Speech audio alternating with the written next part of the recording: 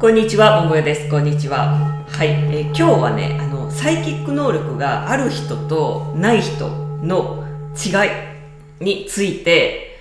これは本当に私プライベートとかでも、お友達とかにね、本当によく聞かれるんだけど、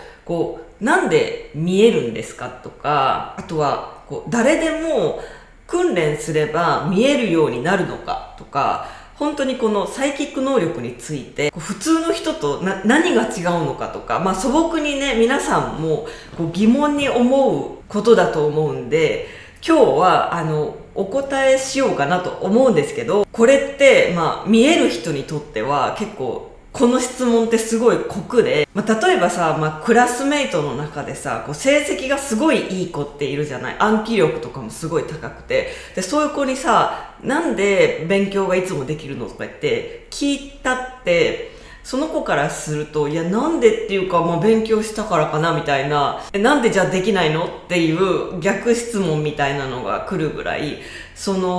意外と自分が持っている能力ってなんでそれがあるかってきっとわからないと思うんですよ。それってサイキック能力だけじゃなかったとしても、皆さんそれぞれ能力を持ってるわけなんですけど、じゃあそれってなんであるの、私にはなんでないのって言われたとて、なんでないのってなるじゃないですか。本当にそれと同じではあるんだけど、あまりにも聞かれるのでちょっと頑張って私なりになぜなのかっていうのもちょっと見てみて答えてみます。ちょっとサイキック能力ってほんといろいろあって、例えばミディアム、私もちょっとその血が入ってるんですけど、霊能力者って呼ばれるもので、霊とお話ができたりだとか、本当に霊が日常に見えるとか、こういうの霊能力者って言うんですよね。で、私はこっちの血はそこまで強くないんですけど、人を自分の体にもう完全に自分の体を自分以外に明け渡すっていう、これもミディアムの一種なんですけど、私はこっちの血がすごい強くって、ひいおばあちゃんがミディアムだったので、私のひいおばあちゃんがやってたのは、その人亡くなった人とかを体に入れて、その亡くなった人に体を貸すっていうことなんですけど、私のひいおばあちゃんの場合は、その誰かが入ってる間は記憶がない、自分の記憶がない。私はそこまでではないんですけれども、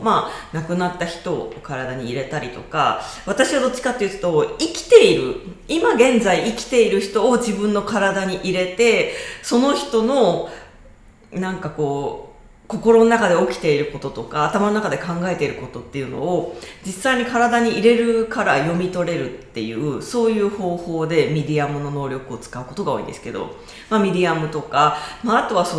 予知能力みたいなのを持ってる人ね、未来って何個もパターンがあると思うんですけど、それを何パターンも読んでいくような預言者っていうのかな、そういうのもサイキック能力の一つに入るだろうし、単純に自分以外の人とチャネリングで、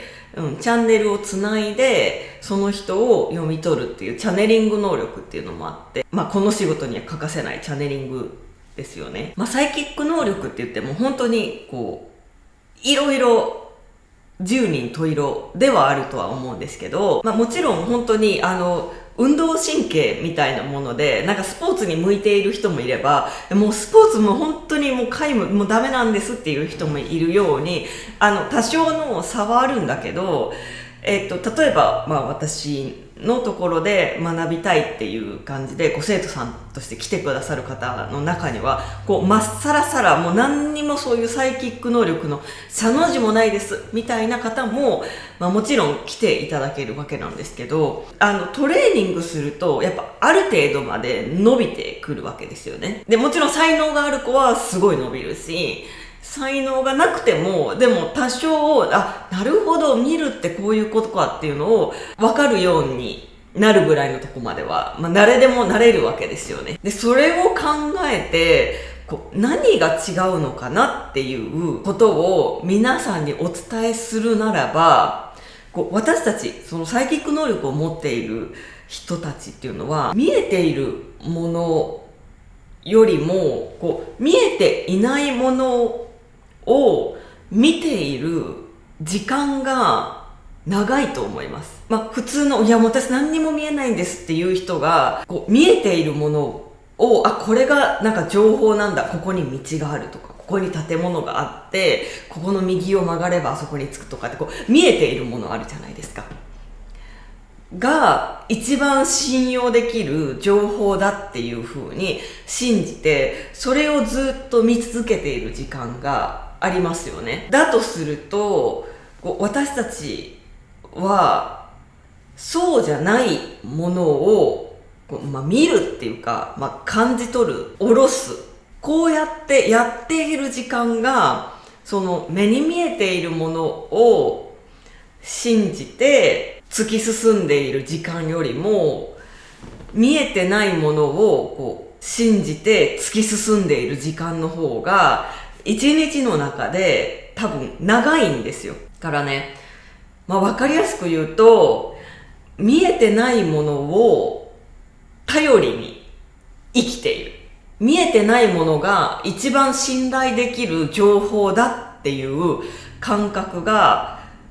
そもそも普通の人より強い。なので、この感覚っていうのを広げていくと、見えてないよ、私はサイキック能力がないっていう人でも、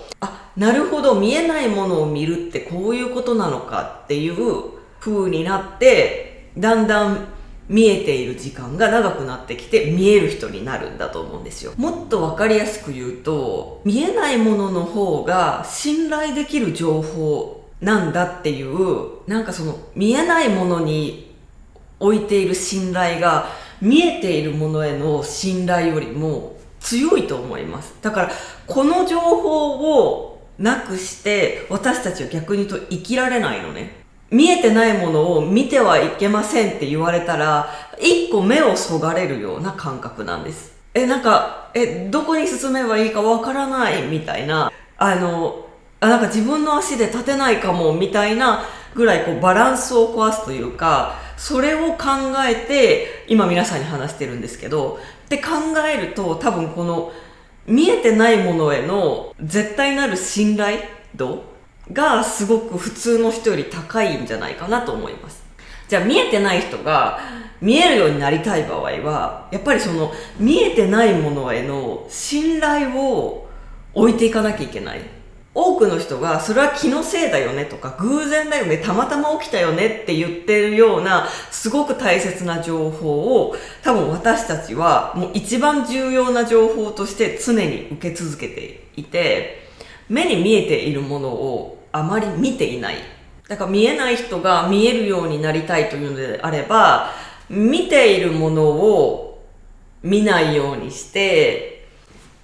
見えていないものをより見るようにすれば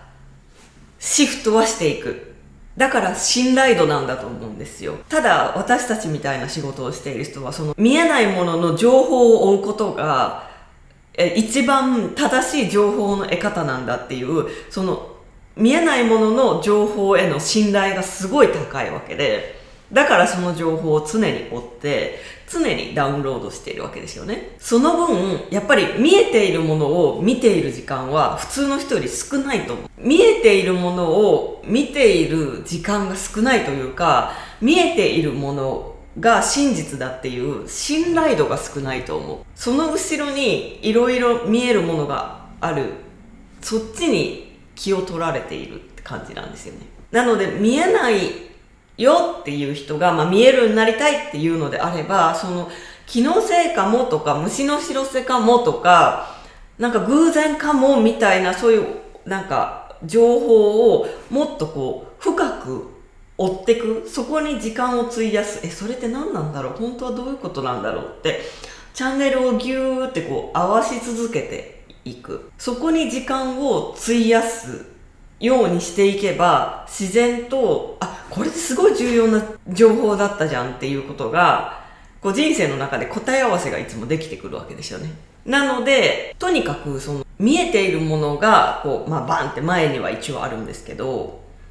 そこにまつわるエネルギーだとか、人の念だとか、いろんな思いだとかがこうくっついているわけで、そっちに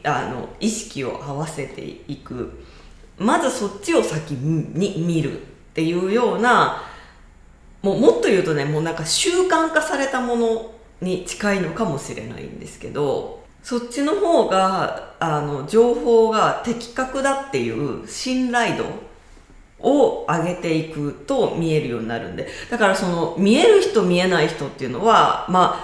いるのかいないのかって言われると、本当に運動神経がいい悪いみたいな感じで、これもやっぱりその自分の人生でのなんかこうやるべき目的とかによって持って生まれてくる能力って違うのは当たり前じゃないですか。その差はあるんだけど、でも全然運動ができない子でも練習すればやっぱりなんかこうボール投げとかも上手くなるもので、そういう意味ではサイキック能力って練習すれば誰でも得られるものなんですけど、そのポイントとして見えないものを見るために、かなりなんか時間とかエネルギーとかを使っていて、目に見えるものを見るってそこまで多分労力いらないと思うんですよ。もう見えているわけだから。だけど見えてないものっていうのはこうキューってこう集中して情報を追っていくっていうのかな。ちょっとやっぱりフォーカスしないといけないわけなんですけど、やっぱりそこに時間を費やそうとするとだんだんその目が開いてくるので、見やすくはなってくるという違いで、だんだんそこからこういろいろ枝分かれしていくと思うんですよ。そのミディアムな感じなのか、未来を読む感じなのか、霊能力的な感じなのか、私のようにその宇宙人とかね、高次元の存在とコンタクトを取るようなそういう能力もあるだろうし、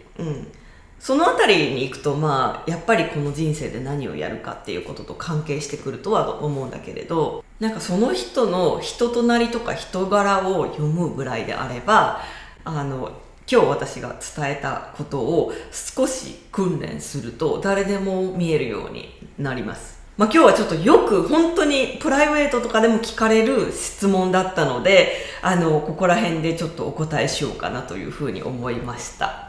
はい、今日の動画が役に立ったと思う方はぜひビッグいいね、チャンネル登録もお願いします。また会いましょう。バイバイ。